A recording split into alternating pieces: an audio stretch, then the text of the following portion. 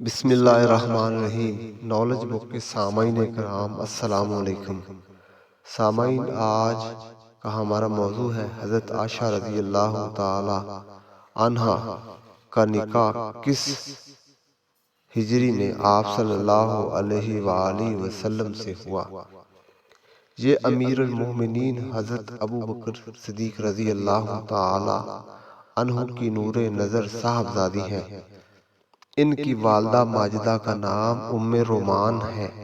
یہ 6 برس کی تھیں جب حضور صلی اللہ علیہ وآلہ وسلم نے اعلان نبوت کے 10ویں سال ماہ شوال میں ہجرت سے 3 سال قبل ان سے نکاح فرمایا، اور شوال 2 ہجری میں مدینہ منورہ کے اندر یہ کاشانہ نبوت میں داخل ہوئیں۔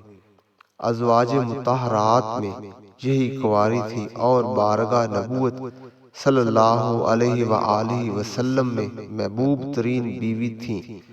حضور صلی اللہ علیہ وآلہ وسلم کا ان کے بارے میں ارشاد ہے کہ کسی بیوی کے لحاف میں میرے اوپر وحی نازل نہیں ہوئی، مگر عائشہ رضی اللہ تعالی عنہا جب میرے بستر نبوت پر سوتی رہتی ہے تو اس حالت میں بھی مجھ پر وحی الہی نازل ہوتی ہے۔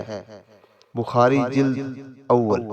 فقہ و حدیث کے علوم میں ازواج مطہرات کے اندر ان کا درجہ بہت ہی بلند ہے۔ 2210 حدیثیں انہوں نے حضور صلی اللہ علیہ وآلہ وسلم سے روایت کی ہیں۔ ان کی روایت کی ہوئی احادیث میں سے 174 حدیثیں ایسی ہیں جو بخاری و مسلم دونوں کتابوں میں موجود ہے۔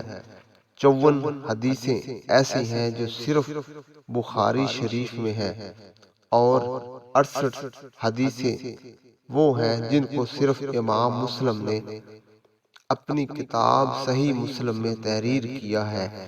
ان کے علاوہ باقی حدیث کی دوسری کتابوں میں مذکور ہیں۔